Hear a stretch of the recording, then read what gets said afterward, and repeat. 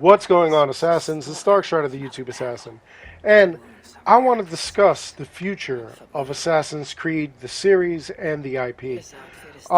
We know that any point in time, history that we know of, that we've been through, that has happened in the past, is able to become a video game.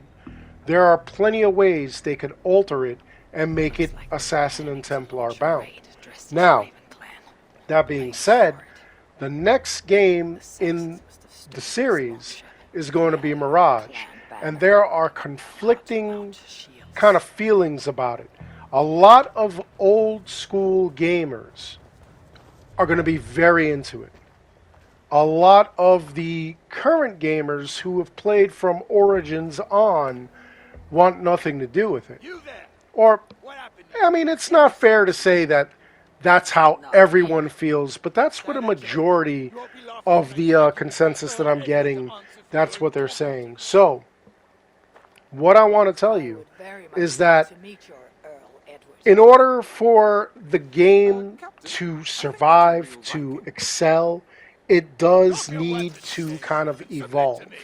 Look at Mario. Super Mario Brothers, it was a 2D side-scroller. You could only go one way, which was towards the right.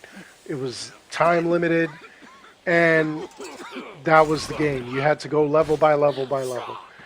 It evolved eventually to like something bigger. You could go left and right. You could, gain all kinds of different powers, different abilities and whatnot.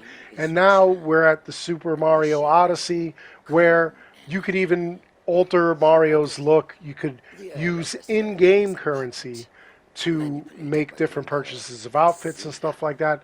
So it's kind of cool. It evolved, all right? I love that evolution. But there are old school elements still in the game. And that's kind of how I feel the next entry after Mirage has to be. This is what they have to go with, all right? First of all, RPG mode, everything with the RPGs is okay. I'm glad that I'm able to make different builds, that I'm able to make different kinds of, things, that I'm able to use rune stones or engravings or whatever. Those are all fun. Those are all good. You have different looks. You have different styles. I enjoy that. The RPG thing is okay. I do not want a massive grind. I don't want to grind for XP. Odyssey was way too grindy. Valhalla, I mean, I feel like it wasn't that grindy, but maybe because, again, I found a couple of different ways of kind of like cheating the system so that I didn't have to grind exponentially. But, I mean, we'll see. Well, hopefully they have stuff like that in the future. The next thing I need is I need a true assassin mode, okay? I do appreciate the fact that in the Assassin's Creed games, I'm able to move stealthily, I'm able to move behind the scenes, I'm able to attack people from the sky, from whatever, and nobody is alerted. In Odyssey, we were able to like maybe kill 5 people in assassination method before you had, like whoever else, like a 6th person saw you or whatever. And by then it's fine. Valhalla, it was all hack and slash. There was absolutely no assassination mode. That's why a lot of people were failing the mastery challenges, because there is no true assassination mode. You can't assassinate. And topic for another video is going to be what makes an Assassin's Creed game an Assassin's Creed game. Some people will be like, oh, it's the hooded combat, it's the assassinations, it's the stealth, it's the parkour, it's this, it's that, it's the other thing. And newer fans will be like, no, it's the fact that like I can make different builds, that I could wear different clothing, that I could have different styles, that I could, like either choose to assassinate, hack and slash, or be an archer, be a sniper, It all depends. And you know what? All of that is valid, but what really, I mean, it's called Assassin's Creed. It's not hack and slash.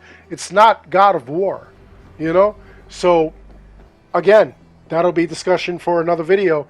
But feel free to drop your thoughts in the comments below. I also need parkour. I need to be able to like do like backflips off of like buildings and stuff like that. I need to run across ledges. I need to be able to like climb and escape and stuff like that. Parkour is not just climbing any surface, any building, any rock wall, any mountain. You know, that's not parkour. That's climbing. All right? I need parkour. Parkour was fun, especially the crazy, crazy things you could do with parkour. I need that. You know? Another thing I need is deep story that makes sense. All right? There are side stories. Like, for instance, I had a whole video where I believed in Assassin's Creed Origins that Retta was immortal, and I did a whole video on it. People didn't believe me. People thought I was crazy. They thought I was insane. Valhalla comes out. The same people that thought I was insane jumped back on that video and apologized to me. And you know what? I mean, that's like a side theory. That's fun. Okay? That's okay. But I need like true closure when I have my games, okay? I need to know the start, the middle, and the end. I don't need to know the start, the middle, and then assumptions of what the end is. Eivor never became an assassin. We still don't know why Eivor decided to go to Vinland to die. You know, it had nothing to do with the fact that, like, she spoke to Odin. Had nothing. People are even wondering when she started speaking to Odin. When did that start? You know, I need, like, if you're gonna give me a story, give me a deep story. Give me a story that makes sense, and give me a story that follows the character and the character's growth and the character's development. For example, Ezio. You may not like the Ezio series. Listen, Ezio had 3 games. He had a couple of movies. If you watch the movies, if you check the series, you grew up with Ezio. You knew his beginnings. You knew what he went through. You knew how he felt. They gave you everything. So when Ezio died, you were fulfilled. You knew everything that was going on. That's the same reason I like Bayek as a character. Because even though, like, we didn't grow up with Bayek and everything like that, we didn't die with Bayek, still, you knew all his motivations, you knew what happened, you knew why he did what he did. Everything made sense. Odyssey was not even an Assassin's Creed game. Odyssey was all about Cassandra looking for her family. Had nothing to do with Assassins, Templars, you know, all those people that, like, attacked her, that, you know, the order that came before the Templars, they were just in her way. They for some reason were attacking her mother. You never knew why until you met her father, and then you knew why. And still, she wasn't an assassin. And even when they did the crossover event, she has an assassin's blade. And we still don't know why. We don't know how. We don't know what her story was. Like, I mean, I need real story. And by the way, Ubisoft, hit me up. I have tons of ideas to make these games better, especially story-wise. You guys, give me a call. Y'all owe me a couple of checks anyway, because a lot of my theories you guys have watched and used and created in your own games. So you at least owe me that. Hit me up. Cut me a check. Anyway, the other thing that I need, less microtransactions. People will always tell me, well, Valhalla was the most successful Assassin's Creed game. Valhalla is still the most buggiest Assassin's Creed game. The only reason it was so successful is because so many people bought so many microtransactions. They bought so much gear and everything like that. Because they didn't care. Because they wanted to play dress up. Because they thought it would look cool. Well, guess what? All right, you just proved who the whale was. Whale is a term in gaming where it's people that you kind of cut out and get them to buy massive amounts of things in the game. And that's really where you make your money, okay? Look at PUBG, look at Fortnite. Fortnite Mobile made $1 million a day when it first came out. Makes way more now. Why? Because people kept buying those microtransactions. The mobile game was nowhere near as great as the console games or the PC version.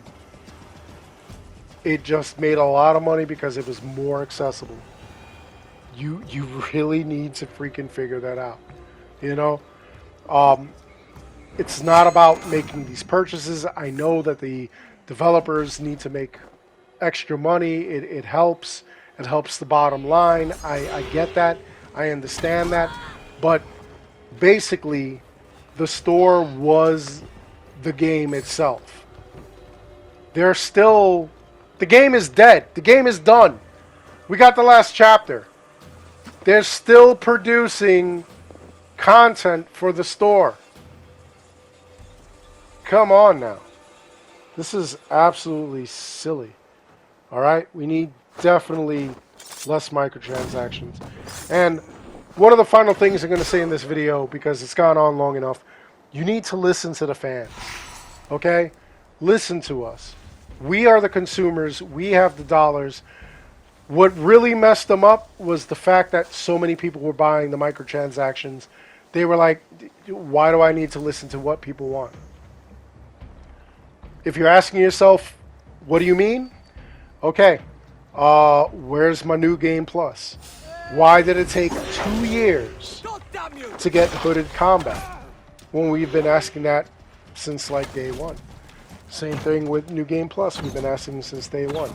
If it was so easy to make it where you could just go to a shop in settlements in towns that you visit and purchase festival items, why didn't you do that from the start?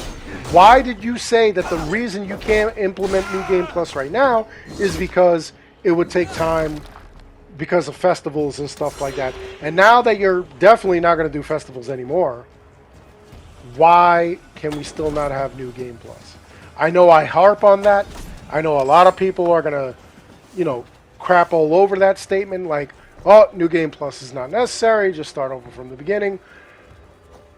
Go out and play a bunch of games that have New Game Plus first. And then come back at me with that assessment. Alright? New Game Plus makes a lot of difference. When you make a lot of progress, when you're trying to get like extra trophies, extra achievements and stuff like that, and you only have to pick up like a couple of items rather than start the whole game all over again and pick everything up all over again.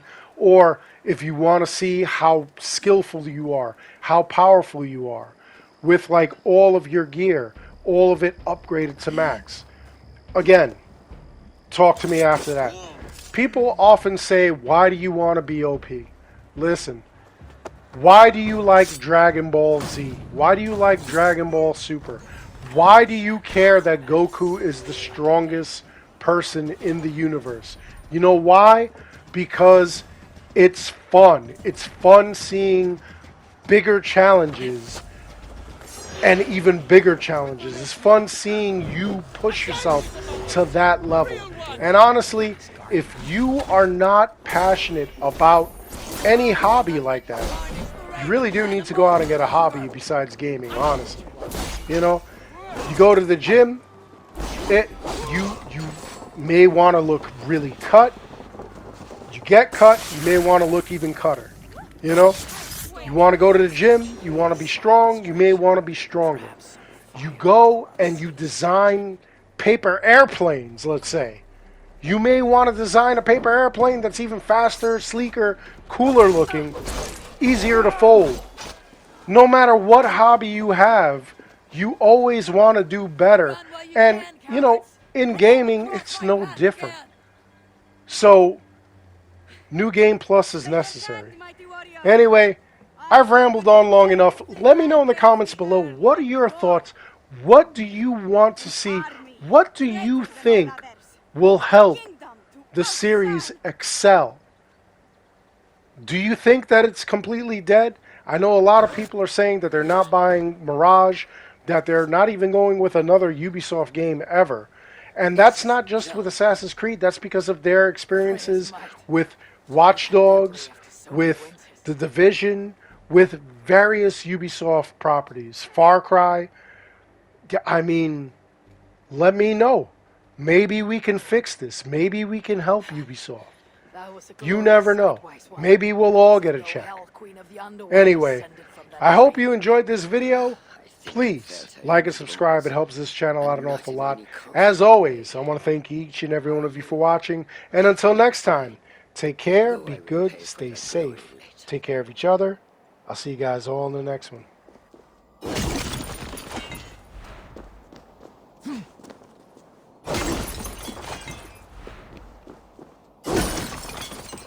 Ya Yeet!